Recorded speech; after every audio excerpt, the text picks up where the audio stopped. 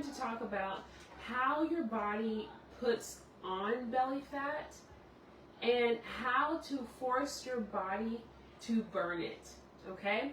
The thing is, I have a lot of clients that have come to me more recently who have said, I have been cutting my calories, I've been doing the exercises, but I have a problem with this belly fat. I can't get it to go off. I'm losing everywhere else and it's not working. So here's the thing. When it comes to cutting calories, your body doesn't necessarily prioritize belly fat. And when it comes to doing a lot of exercises, overtraining, especially if you're 40 plus like me, when it comes to doing a lot more high intensity, steady state cardio, that can actually cause our cortisol levels to go up, and that can prioritize belly fat. Now, I'm not trying to scare you from exercising. Exercises are great. I love exercising.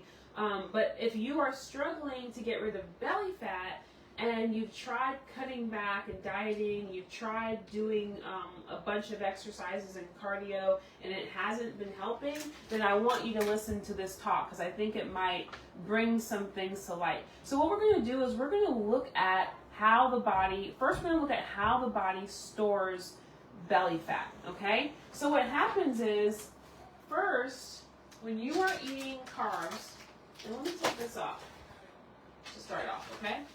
When you are eating carbs, I had some of these today. When you are eating carbs, your body breaks them down into glucose, into sugar. That's a form of energy, right? And your body actually only likes for only 1 teaspoon of glucose to be circulating in your blood at any given time, okay? So that's only 1 teaspoon, like 1 teaspoon, like not a lot, okay? So anything above that 1 teaspoon, your body is going to put out insulin. Insulin. That's supposed to be a key that shows that it unlocks the cells of your fat cells, liver cells, muscle cells, so that the energy, the glucose can go in. My kid said it looks like an upside down baby, but it's a key, okay? So your pancreas puts out insulin if you have any sugar in your blood above 1 teaspoon, okay? So after you eat, you have the 1 teaspoon circulating in your blood. Anything above the 1 teaspoon, the body has the hormone insulin come out so that it can now be stored for later use. So it doesn't want anything more than a teaspoon in the blood is toxic to the body. So it starts to store the excess sugar as glycogen. Glycogen is just a bunch of kind of like sugar molecules stringed together. And it's going to store that excess above the 1 teaspoon there in the liver, and it's going to store some in the muscles, okay? So now you have maybe a teaspoon in the bloodstream, and you have some inside of the muscles, and you have it in the liver. How much can fit there? So your body is only going to store about the amount that you would use in a day. So about, give or take, depending on you and your needs, about 2,000 calories can be stored for the day's use in the liver and in the muscles, okay? So about 2,000 calories can be stored there. Once that storage container or that tank is full, the body takes any excess glucose above that and begins to store it as belly fat, okay? So that's how your body stores belly fat. Anything above what your body can use that day, your body is going to store it as belly fat.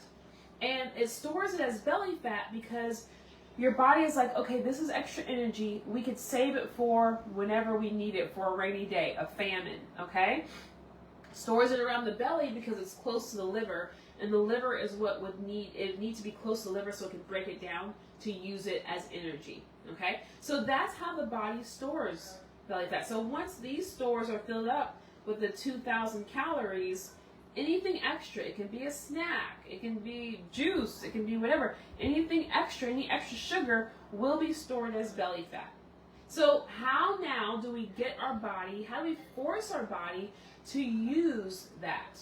How do we force our body to use belly fat? And this is where things get a little interesting because, like I said, just cutting calories doesn't necessarily help us target belly fat specifically. It can also get to muscles and things like that.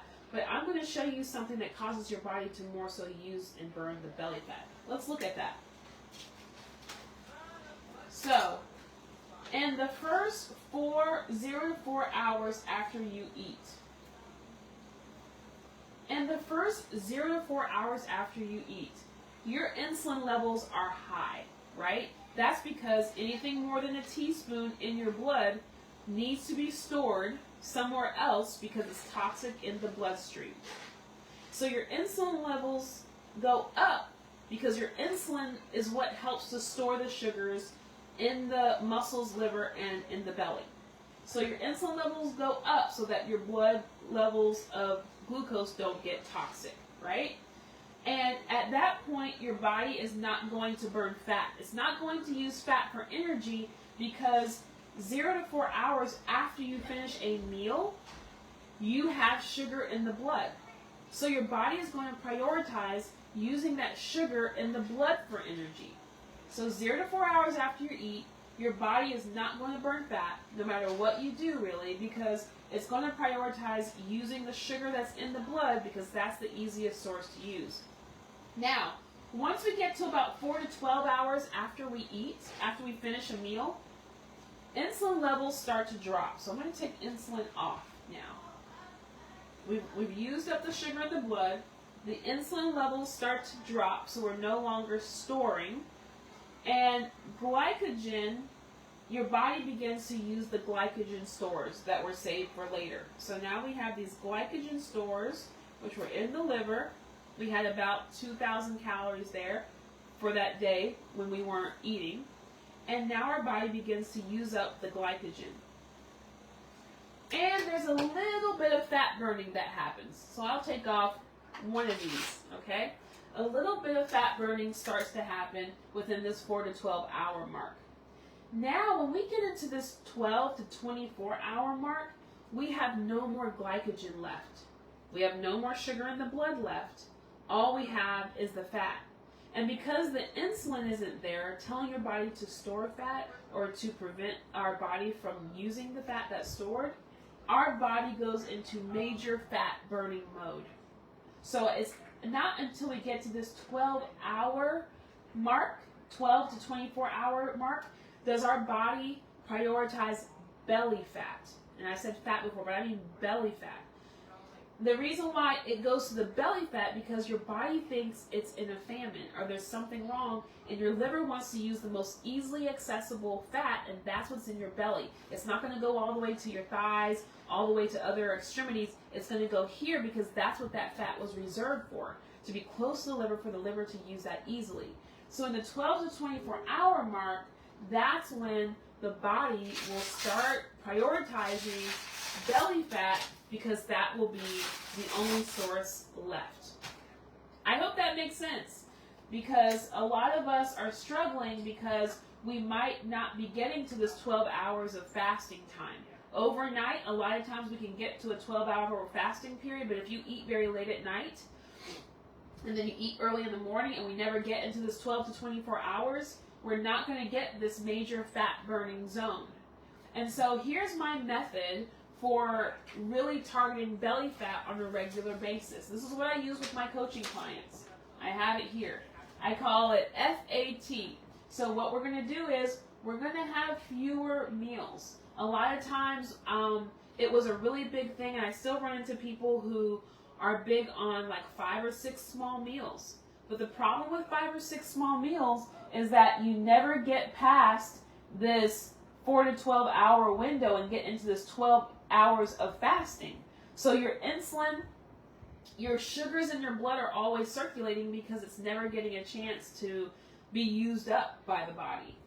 And so having fewer meals, 2 to 3 solid meals, and giving space between those meals of 4 to 5 hours so that you can get out of this initial mode here, that's going to make a huge difference. And that makes a huge difference for my clients when they get into this 12 to 24 hours.